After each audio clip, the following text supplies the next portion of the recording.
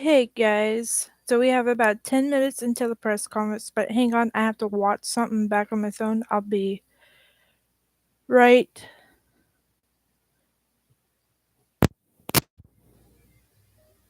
Can y'all hear me? Y'all hear me?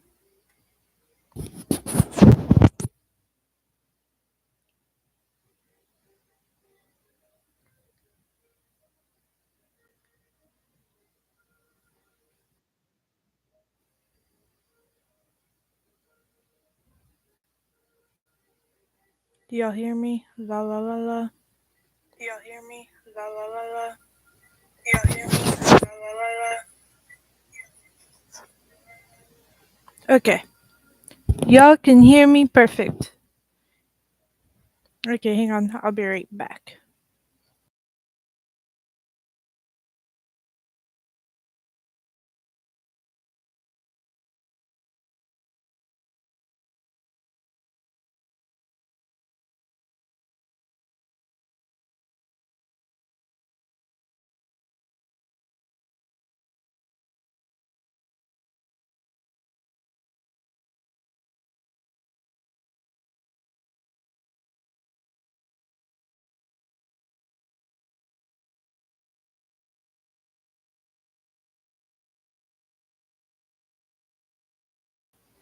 Okay.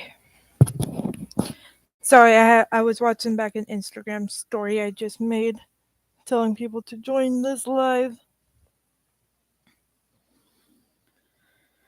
Okay, what we do now is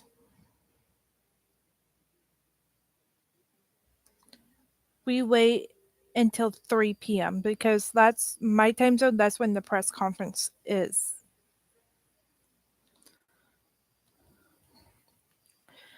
But I'm thinking I might be able to pull it up on the stream they live or the press conference.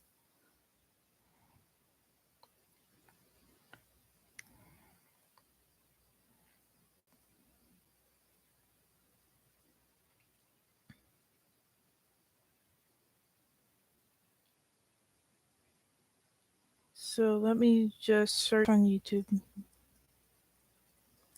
Brothers press conference.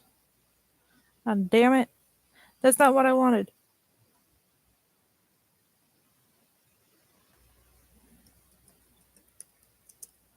Hang on, guys.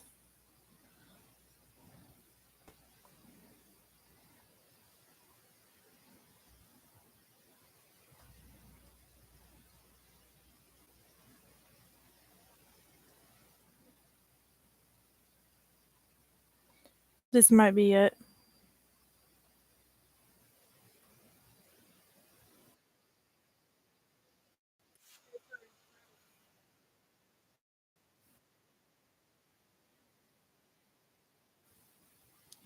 And by the way, this isn't going to be the best live you've seen from me. I've had better lives. You're just gonna have to hang with me on this.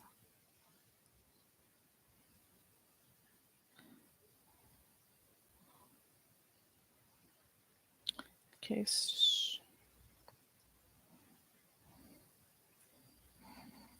Yeah, this is probably gonna be a very bad live, but oh well. And hang on, let's go here. Here we go.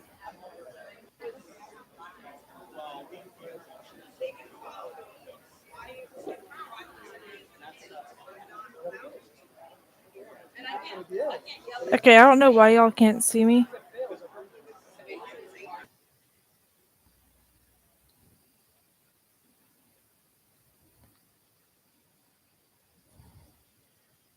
That was bad. I regret doing that. Yeah, this is not gonna be the best live, but oh well. The way I am gonna do this is because I have the YouTube live pulled up on my TV. My TV's in front of me. But I'm gonna put up the press conference on my phone. So I'm gonna be looking that way, this way, and then that way, that way, is my phone. But we got 5 minutes. Let's charge up. Put my phone in the charger.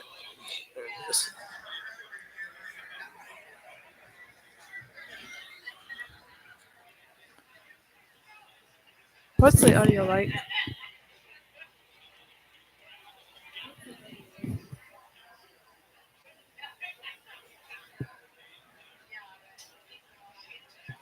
I'm hoping y'all can hear that. If I'm gonna just repeat what they're saying and everything, but I guess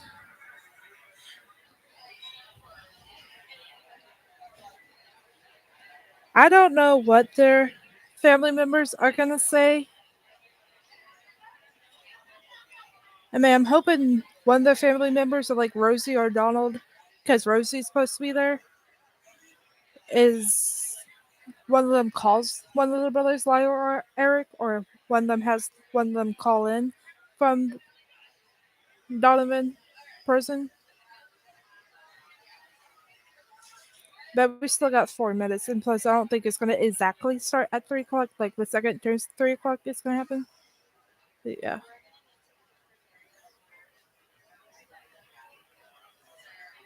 I am gonna move my phone closer. Okay, now I'm looking this way. Can I point? Yeah.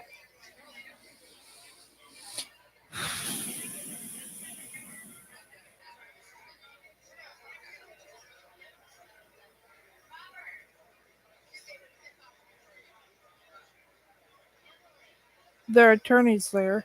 Robert. I see him. Can I zoom in on him? Yeah, I can. There's Robert.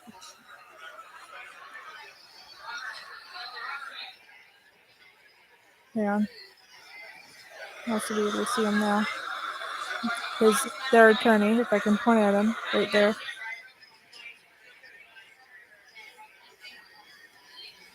Zoom out.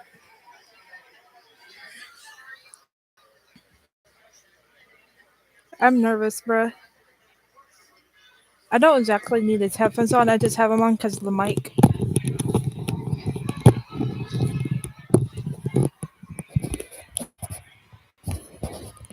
I'm nervous, bruh. I've been nervous for this press conference ever since I found out that there was going to be a press conference.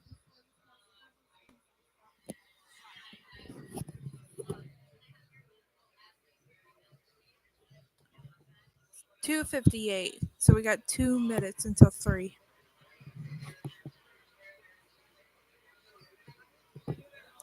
Like, this is what you hear. This is the audio currently.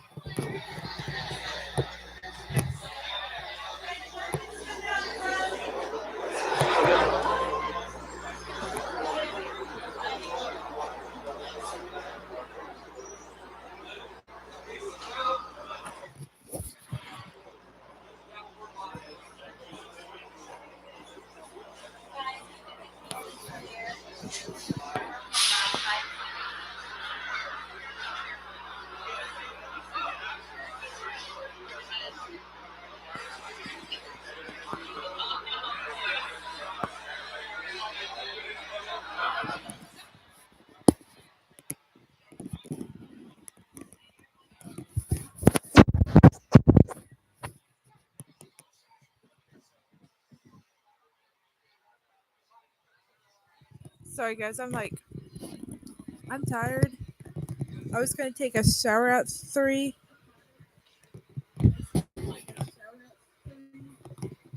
but I found out that this press conference was at 3, and I'm like, fuck. Now I can't take a shower at 3. But hopefully, this press conference isn't that long.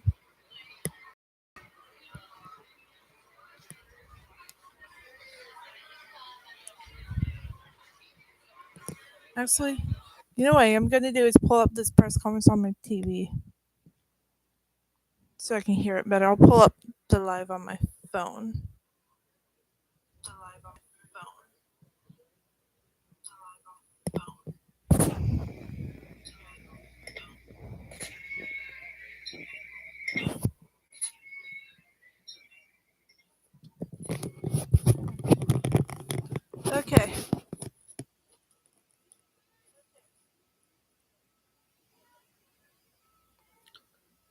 sure I got everything set up properly. Oops.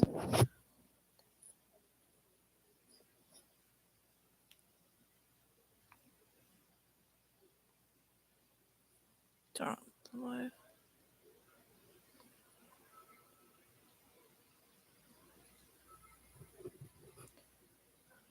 This might be loud. Hang on, guys.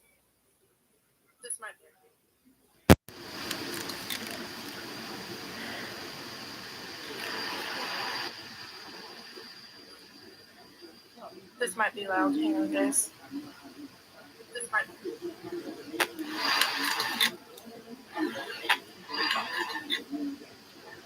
Okay, I'm hoping y'all can hear better.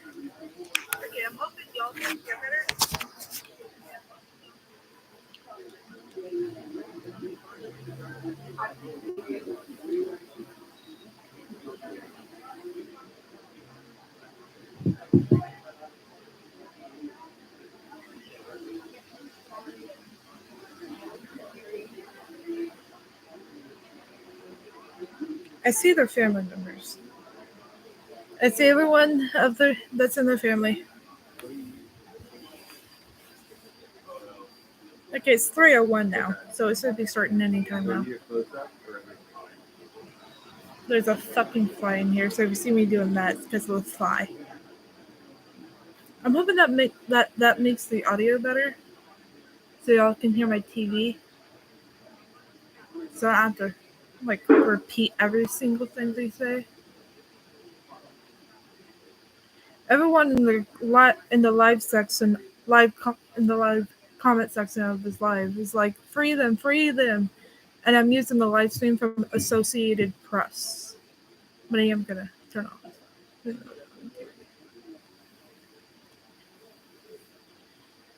Like, it's fixing to get real, bruh. Shit is fixing to get real.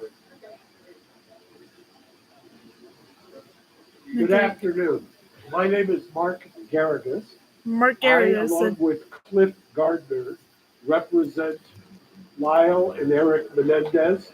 I also have here today Alex Kazarian, Satar Kasim is somewhere, and Gina Glavian, who have been working for the last Okay, it sounds like y'all 18 can hear months it, so that's good. in order to get a release for Lyle and Eric Menendez. A couple of weeks ago, and so that you understand the background of it, back in May, we filed a writ of habeas corpus. Yep. A judge in this courthouse, Judge William Ryan, issued what's called an informal request for a reply. That informal request for a reply was to ask the DA to respond to the allegations of new evidence. Yep. Part of the two prongs of new evidence were, number one, a letter that was found at Marticano's house. That was a letter written by Eric fully 8 months before the killings to his cousin Andy. His cousin Andy testified at the trial. However, in the second trial, was demeaned as making this up or was not true. This letter now shows or corroborates that Andy was telling the truth. The letter describes the abuse. The letter, I believe, was released, at least temporarily, by the DA's office. And anybody who wants it, we can release that as well. The other pillar of the writ of habeas corpus was a declaration by Roy Rosello. The declaration by Roy Rosello is incredibly important for a number of reasons. Number one, Roy Rosello, who was a member or a then member of the band Menudo, was and took great courage at Murray's finding him and talking to him to sign a declaration that said that he too was assaulted by the father, and not only assaulted, but it happened at the house. The reason that's important is that it corroborates what was testified to in trial number one. And it corroborates the fact that the safe place that Jose thought he had was in the house. It corroborates what the family members said was the very uncomfortable rule in that house that you could not go down the hallway if Jose was with one of the boys. Yeah. That was That's the ground upon which he that's where prayed. we We know. have those two items. Now, But we know there why. is a separate track. About 3 months ago, we sent a petition, and mind you, the DA's office, there's been those who have said, well, this is election nearing, blah, blah, blah. Yes, We political. filed this, and the DA has been, Mr. It's Gascon's just a office coincidence. has Like been a engaged very with us bizarre productively, coincidence. strongly, for well over a year. Joan, who you will hear from in about 5 minutes, we actually, because of her young age, turns 93 next month, we had what's a very rare thing done back in December, which is called a conditional examination. It's a That's deposition one of the in a reasons I criminal want these case boys to at preserve her ASAP. testimony. She She's was fixing to there turn with her 93 lawyer, Thanksgiving. Brian Friedman, who represents the family. And what we are also on a parallel She track wants to doing see them is free. asking and have been asking the I DA do too. to look at the work they have done and resentence them, to support the resentencing. Now, when I say the work they have done, Lyle and Eric have started, mind you, since 2005, up until the time Yeah. that I Judge was born Ryan in issued 2005. I'll be the 19 request for an November informal 1st. reply, So have 19 had years no hope ago. of ever getting out. Since 2005, they had exhausted all legal remedies. They had resigned themselves to being in prison for the rest of their lives. Yep. You could take two tracks on that. You could either just become a hardcore, um, irreconcilable recidivist, Person. or Yeah. you could do what they've done, which is And create become a better- programs, counsel Yeah. people, develop Better amazing programs, mentoring people, And go better, to help college, better get people. degrees. Lyle, in fact, graduated from the first ever class in June. I watched it, of a combination of UCI along with the Department of Corrections. The first class, Mr. Friedman and I were there, of 22 prisoners who got their BA degree while in prison, and a bunch of them life without parole. So there is an idea that there is redemption. There is an idea with their green space project So I go of to Instagram to see rehabilitation. if I will tell you, in over 40 years of doing anyone's this, saying I have never something. seen the amazing, exemplary rehabilitation and mitigation evidence that we have now presented to the DA's office.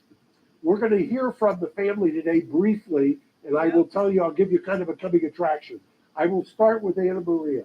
She will tell you exactly the genealogy. We have over 20 relatives, both Kitty and Jose's sides of the family.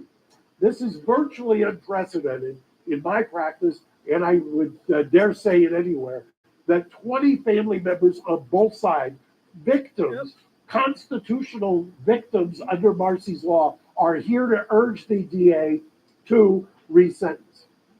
When after they're finished speaking to you today, we will then, Mr. Friedman will take them across the street to the Hall of Justice, and they will go through what Gascon does in resentencing, and they will meet with the resentencing unit. They will, under the California Constitution, Marcy's law, they will voice their opinion on why they believe it's time that these gentlemen come home.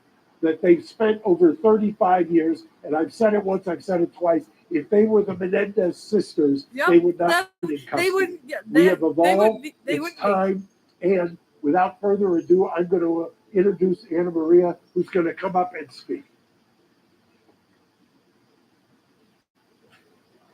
Good afternoon, everyone. Hi. Buenas tardes. My name is Ana Maria Baralt. I am the niece of Jose Menendez. I stand before you today not just as a member of the Menendez family, but as someone who believes in truth, justice, and healing. Before I get started, I just want to say that I know this is an election season, but for us, this is not a political issue. It's not. This is about truth, justice, and healing. On behalf of our whole family, It is my honor to formally introduce our new coalition, Justice for Eric and Lyle. Like so many others, I struggled to process the events of that fateful August day and the loss that I felt. Over time, it became clear that there were two other victims there on that day, my cousins Lyle and Eric. Lyle and Eric would continue to be victimized. They would be victims of a system that wouldn't hear them. And they would be victims of a culture that was not ready to listen. They would be mocked. They would be called cold-blooded killers, left to rot in jail and denied any hope of redemption. Oh, I'm gonna start crying. If Lyle and Eric's case were heard today, with the understanding we now have about abuse and PTSD, there is no doubt in my mind that their sentencing would have been very different. It would have been. And yet, despite their circumstances, they have chosen a life of light. Without hope of release, they persevered. They have sought to better themselves and serve as a support and inspiration for survivors all over the world. Their continued incarceration serves no rehabilitative purpose. It's time to recognize the injustice they've suffered and allow them the second chance they deserve. Now here we are, both sides of the family united, sharing a new bond of hope. Hope that with the re-examination of their case, a new outcome will be reached. Hope that this 34-year nightmare will end and that we will be reunited as a family. I am here to ask the District Attorney's Office to take into account the full picture, the truth that was hidden for so long. Lyle and Eric deserve a chance to heal, and our family deserves a chance to heal with them. Please join us. Visit www.justiceforericandlyle.org and sign our petition. And if you'll indulge me, I have two more statements to read. I'm going to that. Go to The first is from my mother, justiceforericandlyle.org. 85 years old, Terry Baralt, the sister of Jose Menendez. She can't be with us today due to health challenges, but she sent me this. I'm sorry that I can't be there in person to support my nephews, Lyle and Eric. I begin chemo soon and my doctor says no flights. I need to be strong. I wish to make it clear that I stand firmly with this family. I am Lyle's godmother, and I love them both very, very much. My nephews have spent 3 decades in prison helping others. I have seen great growth in them.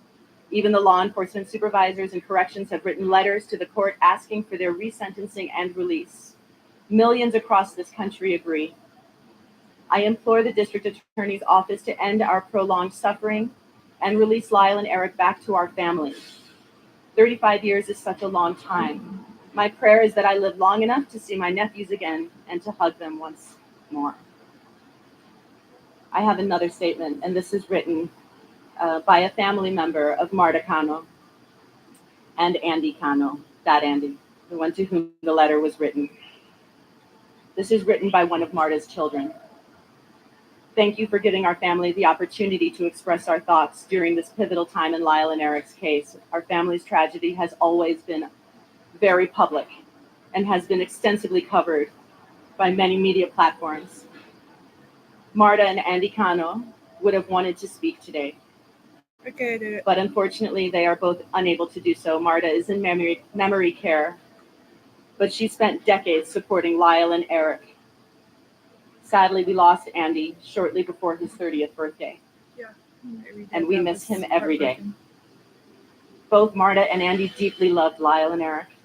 They both believed in justice, but they also believed in the second chances and forgiveness. It has been 35 years since this happened, and we feel enough penance has been paid. It is time for them to be released and for all of us to move on and continue healing as a family. Again, if you want to help, please join us at justiceforlyleanderic.org and sign our petition. With that, I'm going to be followed by several members of the Anderson family. First will be Alan Anderson. He's the nephew of Kitty Menendez. Kitty Menendez. And the second will be Karen, the niece of Kitty Menendez. But first, Joan Vandermillen, sister of Kitty Menendez. Please join us.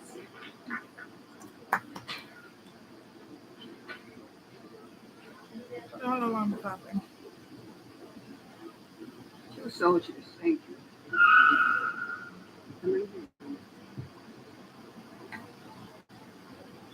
not very much space for paper, is there? With the glasses on. They're not even mine, but yes. Okay. They match the top. Okay.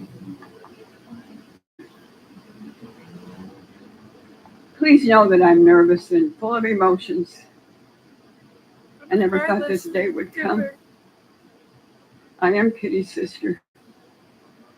I stand here today with a heavy heart and also with hope and justice and understanding. We have received such an outpouring support in recent weeks, which led us to launch this formal initiative. For many years, I struggled with terms with what happened to my sister's family. It was a nightmare none of us could have imagined.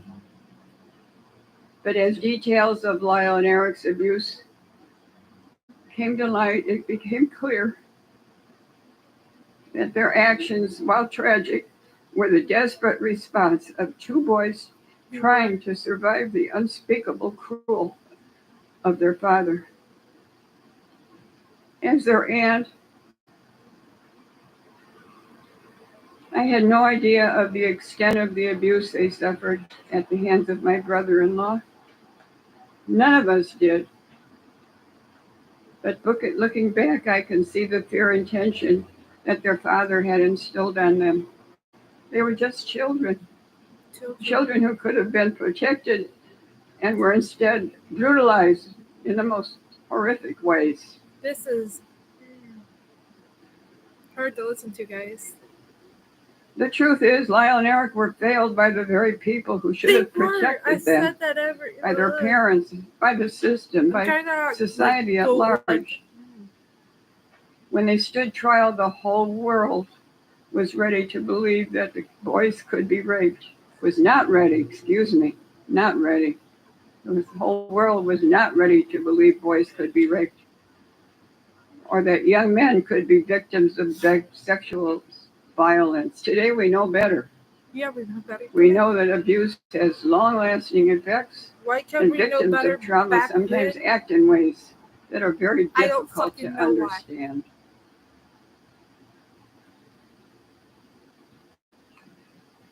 In the years since their conviction, society's understanding of sexual abuse and its psychological impact has grown significantly. We understand that a person doesn't need to fit a specific mold, whether it's gender or socioeconomic status, in order to experience abuse. Sorry, my ADHD, I've always got to be doing something while I'm watching something. In their case, if it were tried today, the evidence of their father's abuse would not only be admitted in court, it would provide essential context for why they acted as they did. No jury today would issue such a harsh sentence without taking their trauma into account. Lyle and Eric have already paid a heavy price, discarded by a system that failed to recognize their pain. They have grown, they have changed, and they have become better men despite everything that they've been through. It's time to give them the opportunity to live the rest of their lives free from the shadow of their past. While I recognize it is election season, this isn't about us or about the politics. It's about finding the truth, delivering justice, creating space for healing. I want to thank everyone who has reached out to our family in recent days and weeks, asking how they can help. Today we have an answer. Please sign our petition at www.justiceforericandlyle.org and urge the district attorney's office, no matter who holds the DA position, to consider all the evidence, both old and new, and to bring together justice for the family. And thank you very much for listening to me. I'm sorry I'm so nervous I can't help it. I'm going to put the link to the petition in the chat.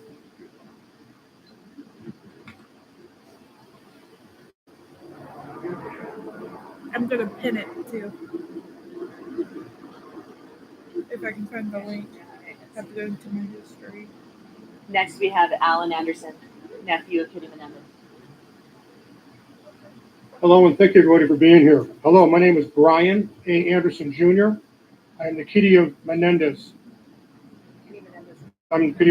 nephew.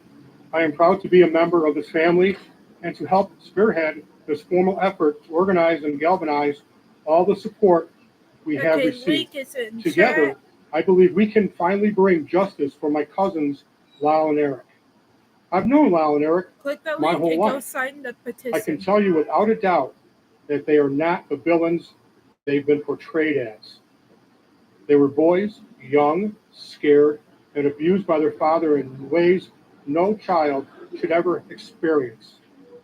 You, the media, focus so much on their actions, but they never were able to tell the full story of their abuse that drove them to such desperate measures.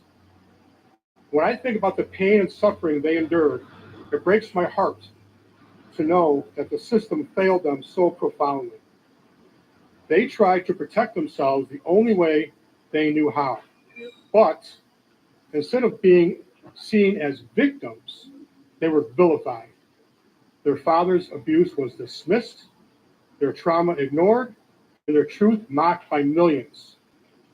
Today, we know that trauma can lead to actions that, while difficult to understand, are rooted in survival. Lyle and Eric acted out of fear, but the jury never heard the full story. If their trial were held today, their father's abuse would be front and center in their defense, and I believe the outcome would be very different. Lyle and Eric are not the same people they were 35 years ago. They've shown that they are more than their past. They are survivors and deserve a chance to rebuild their lives. They are no longer a threat to society. Please do not misconstrue this to be political. Justice should prevail and transcend politics. I am asking the district attorney's office, regardless of who the DA is or becomes, to reconsider their case with the knowledge we now have about their abuse. Lyle and Eric deserve a second chance to heal, a chance to be free, and to live the rest of their lives without the shadow of their past hanging over them. I firmly believe that if they were to come to my house, knock on my door, I would answer that door, I would welcome them in with huge hugs, my wife would make them a dinner, and I'd give them a pillow and a place to sleep. Thank you for being here today, supporting Justice for Lyle and Eric. Please go to our website, learn the truth about their story, and sign our petition. Thank you.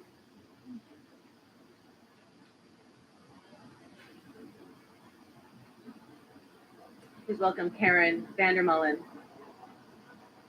niece of Kitty Menendez. Good afternoon. There's a lot of you, and I'm very nervous. My name is Karen Vandermullen Copley. I am Kitty Menendez's niece, and I'm here today speaking out because I have believed for many years that the truth needs to be known about what really happened to my cousins Lyle and Eric. From the beginning, I believed Lyle and Eric were victims of their father's abuse. I grew up knowing and feeling something wasn't right. The feeling in their house and the father-son interactions were just off. But it was not until the first trial that the full horror of what they had to live through came to light. My sister Diane had evidence of their abuse. That was not even allowed to be presented at the trial.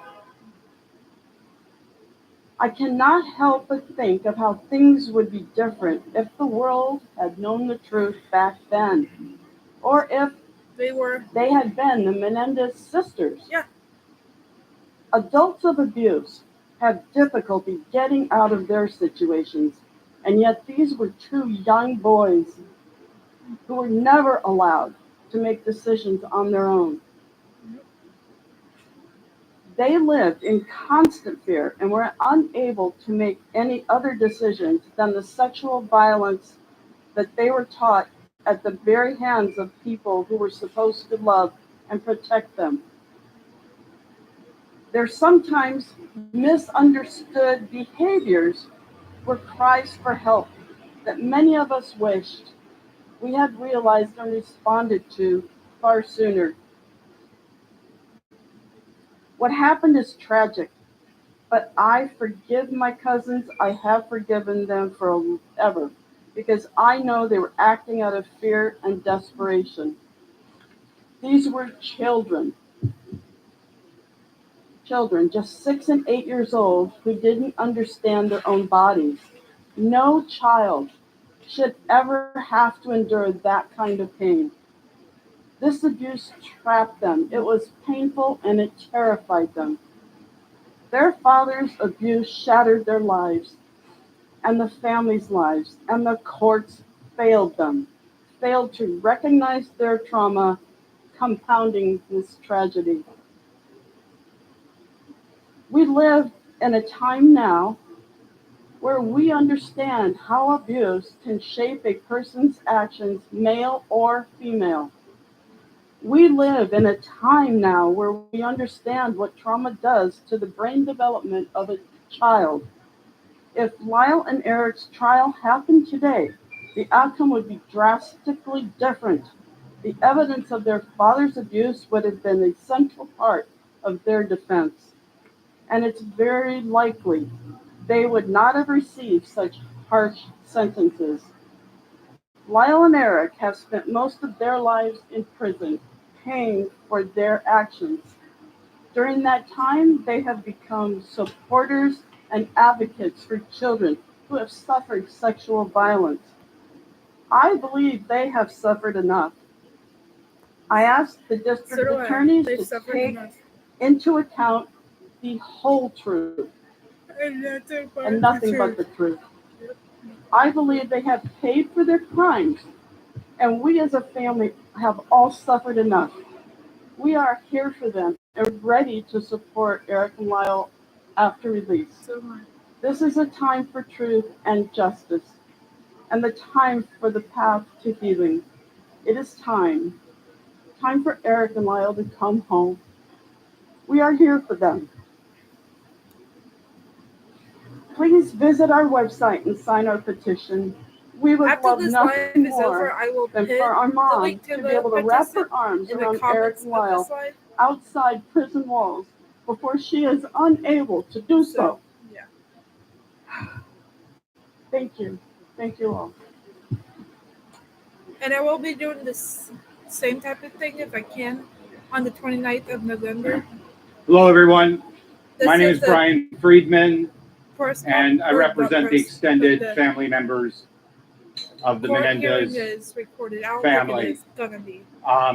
First of all, the family gathered here in support, and really thanks everyone for coming out and for being here and for supporting one message, which is, this shouldn't happen again. And this needs to stop now. And that what needs to happen is the consideration of second chances, the consideration of the abuse, and changing what we know in our society to be wrong, and we know in our society to give people second chances. The families here united. Eric and Lyle have been through so much in 35 years, but these family members have been through so much 35 years. They're going to go across the street now. They're going to meet with the DA's office. They're going to exercise their constitutional rights under Marcy's laws to be heard. And they would respect and ask if they could make that journey peacefully so that they can share their truth, desires, and honesty with the DA's office. And again, thank you for the support and for being here. And Mark Garagos, thank you. I was about to start clapping. As Brian said, if we can I let, think it's because especially clapping when somebody Joe, is sounding like singing a song get or across, talking. I'll answer some questions in about 2 minutes if that Oh, works. Yes.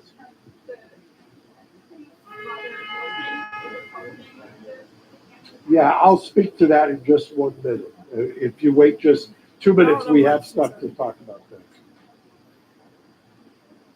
Unless you want to just look about this.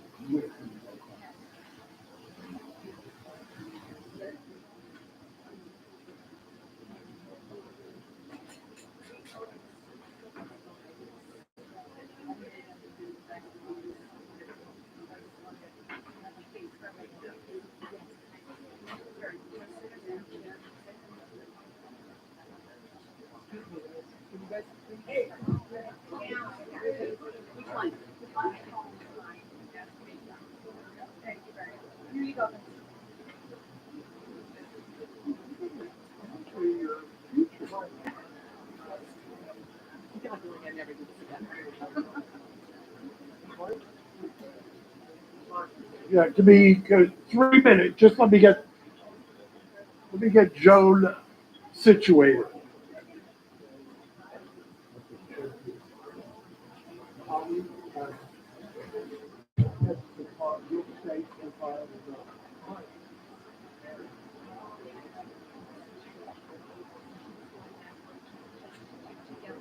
Mark Garagos is start answering questions. He's just trying to get everybody situated.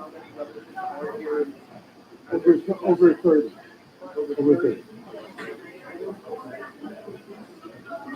You should have said that before. What are you asking, sir? Okay.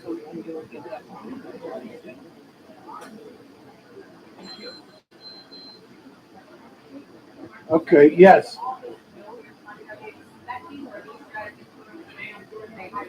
No, we taught, part of what Brian had referred to is under Marcy's law, the California Constitution requires that victims get a say. So what we did is the DA's office, when they heard that we were doing the press conference, extended the invitation for the family to come over and hear about Marcy's Law, to hear about exactly what their feelings are. I will tell you, and I said it before, that the DA's office from 18 months ago has taken this very seriously. Yeah. And I say that because there are times, whether it's high profile, low profile, that I don't get the feeling that we're being heard. I get the feeling here that we have been being heard. I get the feeling that there's genuine. I think the DA has mentioned in his remarks that there is a division in the office. I understand that. I mean, I get that. But I don't think that there should be any division when you've got a united front of this many family members. And I know somebody had asked me about one of the family members. I would just say I don't want to cast aspersions on anyone. All I will say is think about your own family. Do you think you could get almost unanimous support out of your own family and extended relatives for anything you do? So I'll leave it at that.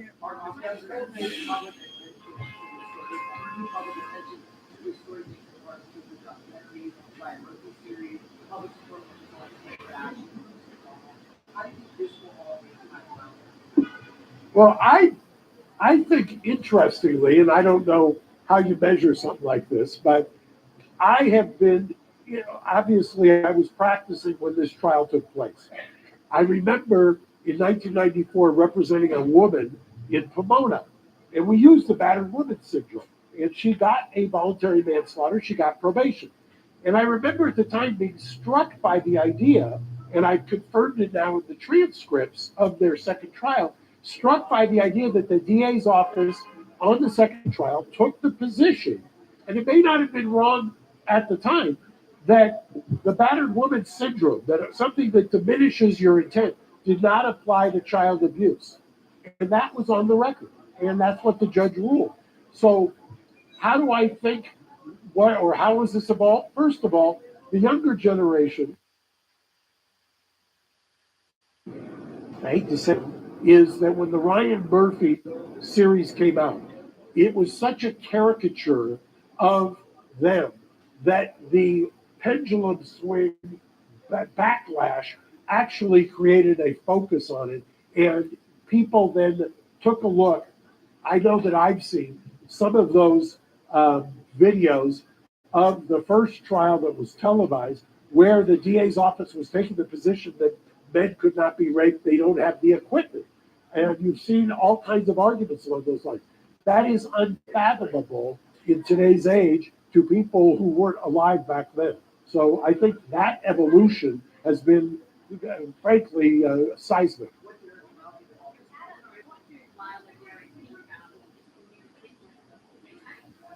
I think one of the reasons that we mentioned early on and that the family has said it, they had absolutely no hope after 05.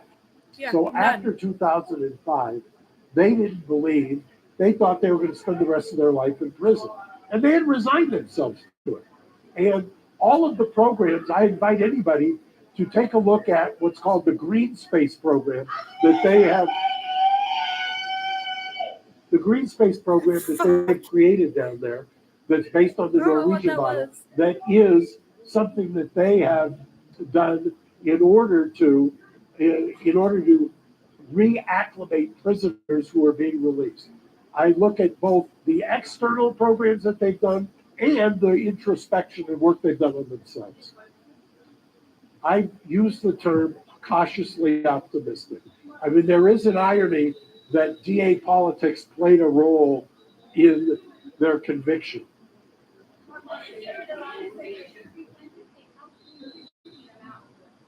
Well, look, I've said it before, and Joan, who you saw, her birthday is November, I want to say the 26th, she turns 93.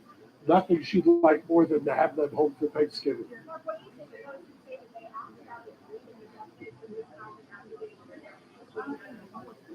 That's what the question was. What do you say to the people who say they acted out of greed? I have two responses to that. Number one, that's why the letter that predates the killing from Aaron to Andy is so important. Number one, it corroborates that it was happening before. Number two, people forget this, probably before you were born. They went to the grand jury. The DA's office went to the grand jury on the financial motive theory. The grand jury, which will indict anybody on anything, the grand jury rejected that theory. So that is another one of the urban legends. Thank you. Thank you. Mark, has the DA made any overtures to meet with Lyle and Eric, and have you encouraged him to do so? Well, I don't think that the protocol in the DA's office is anything but what we're doing today. The protocol today is that you meet with the resentencing unit, you get informed of Marcy's law, and you go from there.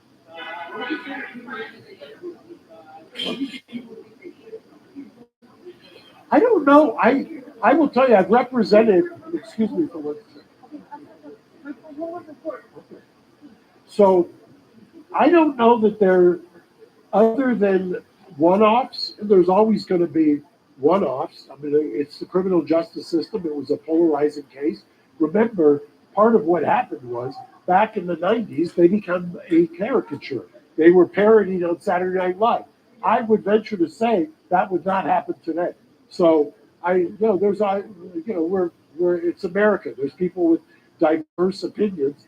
I just would reiterate, there were two juries in trial number one, back in the 90s. Two juries, one for Eric, one for Lyle. 24 jurors who deliberated. Half of them voted not guilty on murder. Half. Mark, you need to talk with Edgardo Diaz, manager de Menudo. You need to recollect for this process, or another Menudo talk with you. Well, I've said before that the Menudo Declaration by Roy Rosello is important. But you combine it with, by the way, that is so that you could separate the mental gymnastics. Part of this is to overturn the conviction. The other part is that I think is unassailable, even to your question, to anybody who says, well, they shouldn't get out. The law in California is crystal clear. resentencing, they qualify under the resentencing laws on every single factor. It's almost, I hate to say that anything's a slam dunk in the criminal law, but under the resentencing laws in California, they clearly qualify. Okay, I'm back. Sorry, guys. I have to go do something. We filed originally for the conviction to be overturned. That's what a writ of habeas corpus is. The other component of this is a resentencing. So it's two tracks. You can pause the habeas while you consider the resentencing. So it's walking and chewing gum at the same time. Ignore my dog behind me. But if the habeas would be granted, you would get a new trial.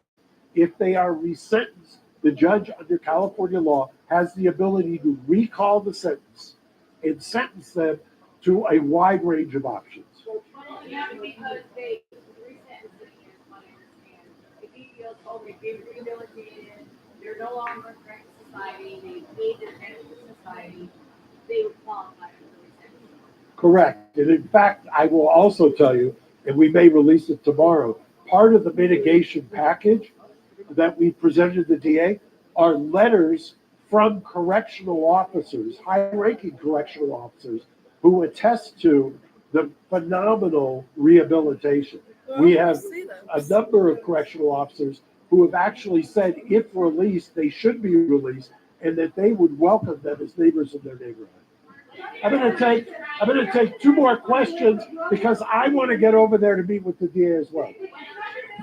What?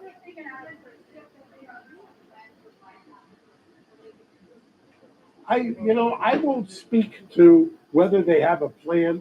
I just think that in order to get through each day, that you've got to just ground yourself. It's a long road from life without for almost 17 years to being hopeful. So that's I kind of want. One last question.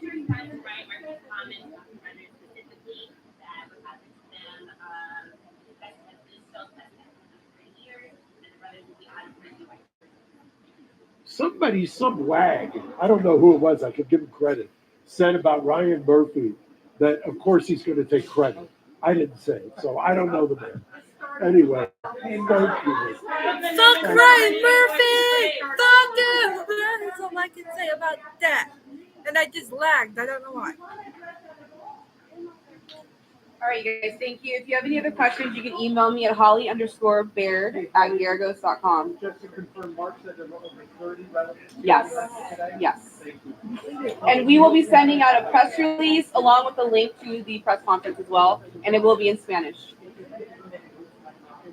Correct, yes. Holly, there's those sentencing. Okay. Say it again. I need to text my mom the link to the Justice for Lyle Eric website so she can sign the petition. Holly_Baird at Garagos. I don't even have my mom will sign it. Hi, how are you, sweetie?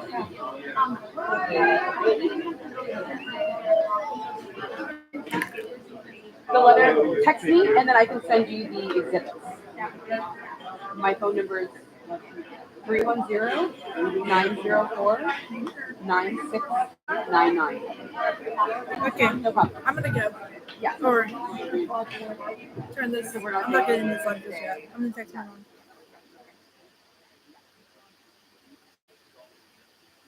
I'm gonna tell my mom to sign the petition, please. And if she doesn't, she doesn't.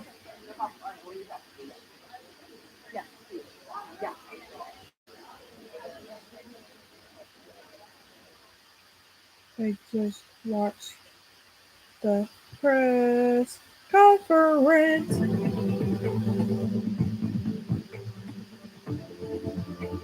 Yeah, live ended. Okay, my thoughts on all that.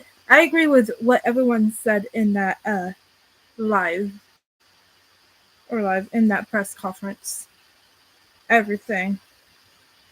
I'm gonna hope my mom does end up signing the petition, but go sign the petition, bro. Every single person that watches this live now or when it's over, go sign the petition. It will be in the comments once I end this live. I'm gonna go.